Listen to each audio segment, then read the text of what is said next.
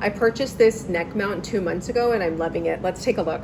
So first of all, it has a really big opening and it's very flexible. So I love this because it's easy for storage and easy to travel with, and it accommodates different necks. So the way that you use it is that you press this release button here and it will release this side and you can put it around your neck.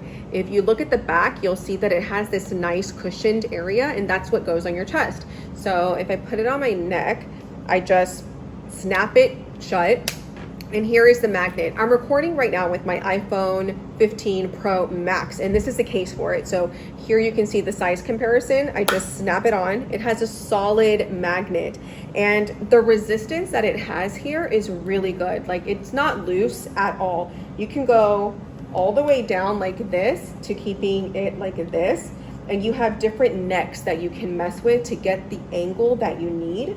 So I really like this angle because it allows me to get like my perspective. There's just so many uses for this. If you're a nail tech and you want to record content hands-free, here you are. You work with food, you work with art. I mean, there's just so many things that you can do with this, and it's very stable. I'm gonna insert some video of me walking around outside so that you can see how stable it really is.